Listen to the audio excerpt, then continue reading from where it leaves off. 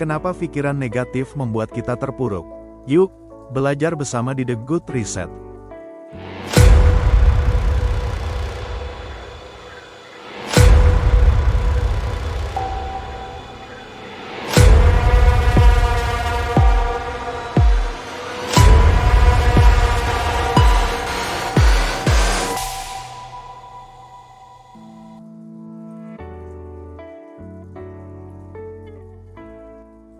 Pernahkah kamu merasa hidupmu berjalan seperti biasa, tapi di dalam hati, ada rasa hampa yang sulit kamu jelaskan? Pernahkah kamu bertanya pada diri sendiri, kenapa pikiranmu terasa lebih berat daripada masalah yang sedang kamu hadapi? Atau pernahkah kamu menyadari bahwa kelelahan yang kamu rasakan, sebenarnya berasal dari pikiran yang tidak pernah berhenti berputar? Pernahkah kamu merasa takut terhadap sesuatu yang bahkan belum terjadi? Pernahkah kamu menahan napas tanpa sadar, karena pikiran buruk tiba-tiba datang begitu saja? Dan pernahkah kamu merasa seperti hidupmu berhenti, hanya karena satu pikiran negatif yang terus mengganggu di kepala? Kadang kita merasa hidup ini berat. Bukan hanya berat, tapi seperti tidak ada jalan keluar. Dan yang menarik adalah, seringkali, rasa terpuruk itu bukan berasal dari keadaan, tapi dari pikiran kita sendiri. Di video ini, kita akan membahas teori ilmiah yang menjelaskan bagaimana pikiran negatif bisa memperburuk kondisi mental, fisik, dan hidup kita.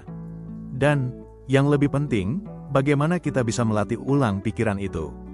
Selamat datang di The Good Reset.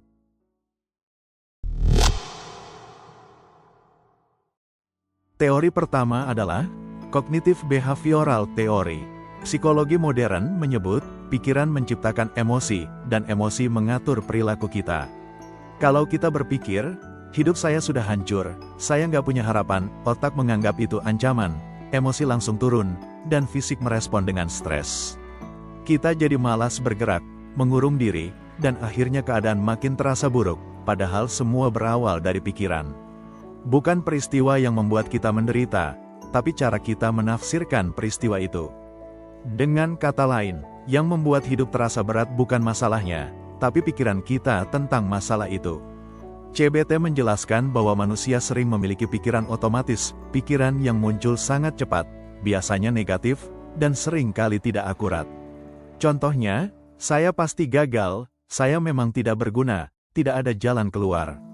Pikiran ini memicu emosi tertentu seperti sedih, takut, tertekan. Emosi itu lalu mempengaruhi perilaku. Perilaku mempengaruhi hasil hidup. Ini membentuk lingkaran keterpurukan. CBT mengatakan ada 3 hal yang mengendalikan hidup kita. 1. Pikiran.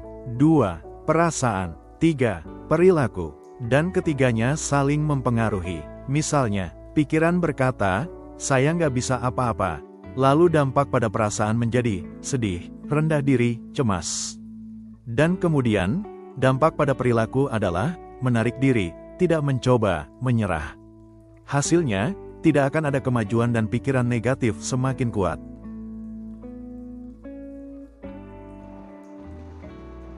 Teori selanjutnya adalah Cognitive Appraisal Theory dari Richard Lazarus. Teori ini mengatakan, yang membuat kita menderita bukan kejadian, tapi cara kita menilai kejadian itu. Ketika suatu peristiwa terjadi, otak kita langsung melakukan 2 tahap penilaian. A. Primary appraisal atas penilaian utama. Pertanyaan yang muncul otomatis. Apakah ini ancaman? Apakah ini merugikan saya? Jika kita menilai sebagai ancaman maka secara langsung stres meningkat, dan tentu saja membuat kita semakin terpuruk. Lalu ada B. Secondary appraisal atau penilaian lanjutan. Pertanyaan lanjutan yang muncul otomatis adalah, apa saya mampu menghadapi ini? Apa yang bisa saya lakukan? Disinilah kita menentukan respon, menyerah, marah, cemas, atau bangkit. Contoh, ada 2 karyawan di PHK di sebuah perusahaan. Orang A memiliki pemikiran negatif. Penilaian utama orang ini adalah, ini akhir hidupku. Lalu penilaian lanjutannya menjadi, aku tidak punya kemampuan apa-apa. Hasil yang akan didapat orang itu tentu saja, depresi, tidak mencari peluang. Berbeda dengan orang B yang memiliki pandangan positif meski kecewa. Penilaian utama orang ini menyebalkan, tapi bukan akhir. Penilaian lanjutan adalah, aku bisa belajar skill baru. Hasil yang akan didapat orang itu pasti, mencari peluang, akhirnya naik level karir. Kesimpulan, yang menghancurkan bukan kejadian itu, tapi cara kita menilainya.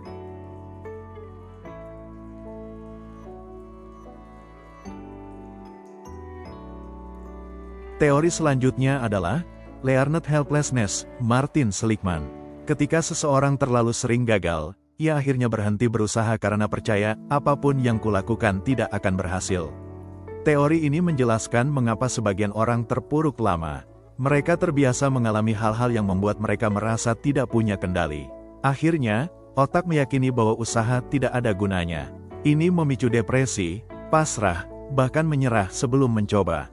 Contoh, seseorang yang sudah 3 kali gagal bisnis. Awalnya semangat, lalu gagal karena kesalahan yang bisa diperbaiki.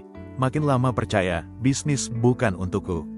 Padahal secara objektif, kegagalan itu normal, bukan tanda bahwa ia tidak mampu.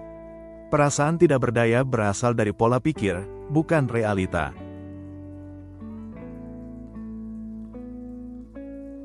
Yang terakhir ada Growth Mindset vs Fixed Mindset dari Carol Dweck. Teori ini bilang, cara kita memandang kemampuan diri menentukan arah hidup. Yang pertama ada Fixed Mindset. Saya bodoh, saya tidak berbakat, saya tidak bisa berubah. Maka sudah tentu kita akan mudah terpuruk, takut mencoba, cepat menyerah. Lalu yang kedua ada Growth Mindset. Saya bisa belajar, saya bisa berkembang. Kesalahan adalah bagian dari proses. Dengan pemikiran ini kita bisa lebih tahan banting, recovery dari keterpurukan lebih cepat. Contohnya, anak kecil belajar sepeda. Anak dengan mindset tetap, aku nggak bisa, dia akan langsung berhenti dan selamanya akan tidak bisa bersepeda.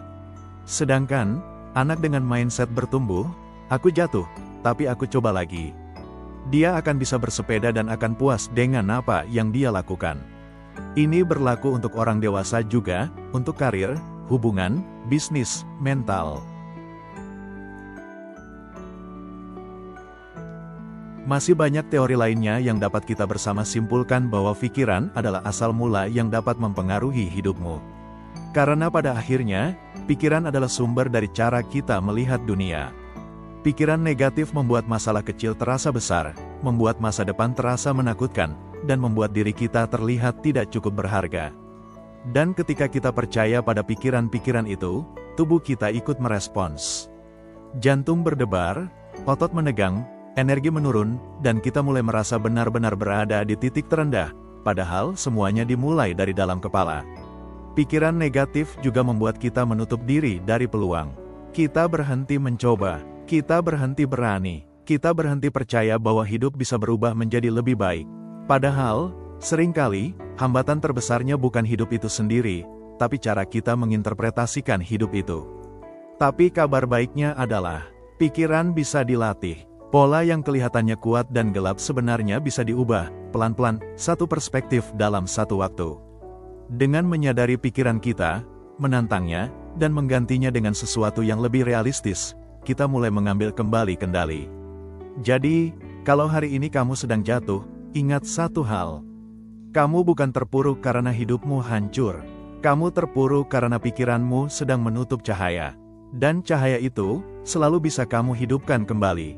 Jika kamu merasa video ini bermanfaat, jangan lupa untuk share, supaya lebih banyak orang tahu bahwa, terkadang, yang perlu kita ubah bukan dunianya, tetapi cara kita melihat dunia.